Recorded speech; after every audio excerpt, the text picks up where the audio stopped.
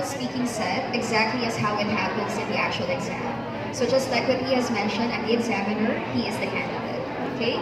So I am examiner number 54321, conducting the exam for candidate number 1234. Can you please state your full name? My full name is Philip Edward Cruz Aito. And how can I call you? You can call me anything you want, but you can call me Philip. Okay, I'll call you Philip. Alright. So Philip, how did you get here today? I took a Grab. It's a way for people to use private transportation to make it very convenient for them. I took a car from the condo I'm staying at to here in Dusit. Okay, but on your way here, was there anything unusual that happened? Thank God, nothing. It was perfectly normal and routine. The driver was quiet, allowing me to have a peaceful ride getting here. Okay, but generally, what is the means of transportation that you usually prefer? Airplanes. Because when you're high above in the sky, there's no traffic, there's service, there's food, there are no cops that can suddenly apprehend you. I love flying. Okay, this time, Philip, we're going to talk about time. Oh no. What is the time of the day that you usually feel most active? Evening. I'm not a morning person. If people force me to wake up in the morning, I die. So when it's past midnight, that's when I'm most productive and I get so many tasks done. Is it also the same case during weekends? Yeah, it doesn't matter. It doesn't change. Because whether it's the weekend or the weekday, I wake up at exactly the same time, which is like 5 minutes before my class. Okay. How about in your country, generally, what are the usual activities that people are able to do at night? Sleeping. Because whether it's in my country or any other country, humans are biologically evolved to be sleeping when there is no sun. So most of the people in my country, they sleep at night. Okay. Now we're going and we're shifting to the topics about weddings. Okay. When was the last time you attended one? The last wedding that I attended was also the first gay wedding that I attended, which was of my dear friends Sir Irvin Temporal and Rob Gerald Nakua. It was an amazing experience because it goes to show that love knows no colors and is valid for all. What's your favorite part of that celebration? My favorite part of the celebration was when I looked around and saw so many family members and friends and partners coming together to celebrate a love that for the longest time was not recognized and celebrated. It was very meaningful that day. Among the guests on that day, who was the most remarkable for you? Myself, of course, because I like myself and nobody knows your struggles and strengths more than yourself. So I appreciated that I was there. Okay, that is the end of your task 1 for today. Now we're moving to task 2. For this part of the exam, I'll give you a task card. You will have 1 minute to prepare. After that, you will have to talk about the topic for 2 minutes. You may write on a paper if you wish as your preparation. Do you understand that? I do. Okay. Here is your assigned task card for today. I'll set the timer. You may go ahead and prepare for a minute. So normally, you're given 1 minute. You're given a piece of paper like I have been given now, or you'll see it on the screen. You have 1 minute to take down notes, organize your ideas, what's the order, what's the sequence of things that you're going to say.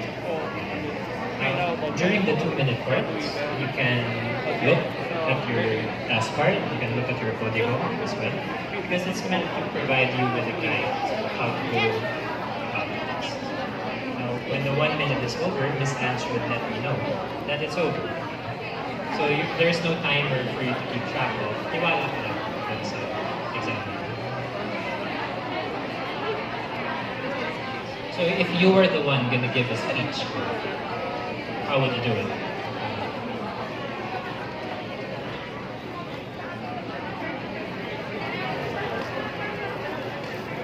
Alright, that's the end of your 1 minute preparation time. Please go ahead and talk for 2 minutes. A special gift that I offered someone is the gift of time. I'm a very busy person. I really don't have a lot of free time to allocate to my projects, my hobbies, etc. So the most precious gift that I have offered was the gift of months and months of time.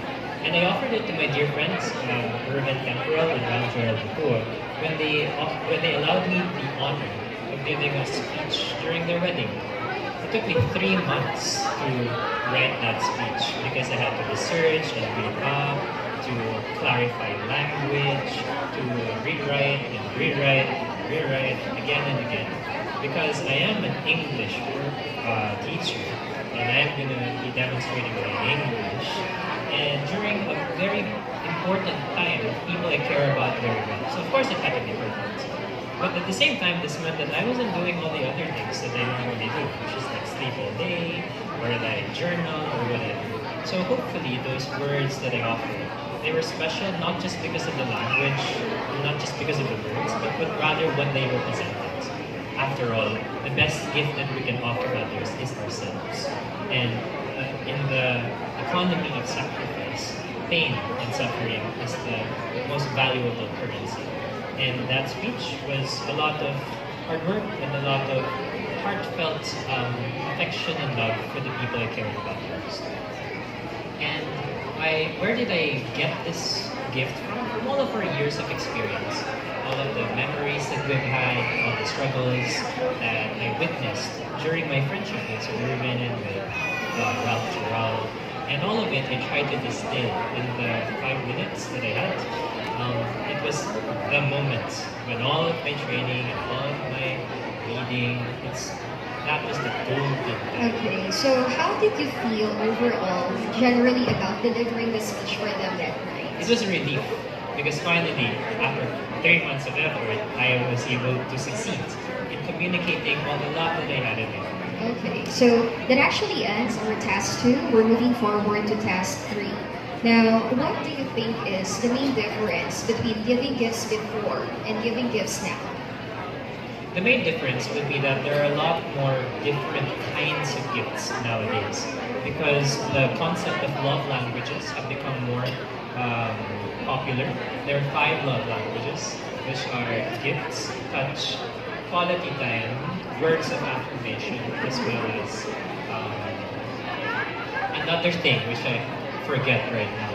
Before people thought that gifts were before people thought that there was only one way to give money or maybe service, but now people understand better that love is expressed in different ways. And that's why there are many different kinds of gifts. But in your opinion, when does gift giving become problem? When it becomes excessive, when the gift starts to replace what it is meant to symbolize. Some people, they try to buy their way into other people's affection. It doesn't work that way. Gifts only matter when they are true, when they are meaningful. But when it's being used as a substitute for what it's meant to represent, that's really a problem. For example, when parents try to just give money to their children and not spend the time of getting to know them better, being friends with them, that's when gift giving can become a problem. Okay, but is it really a necessity or is it required for people to give gifts during special occasions? Of course not, because if a gift is required, then it's not a gift at all. It becomes a contractual obligation that loses what makes it special in the first place. So gifts, the only gifts that matter are the gifts that you don't have to give in the first place. In what ways do you think that some people would find expensive gifts more appreciated compared to the not so expensive ones? When the fact that it is expensive is something meaningful.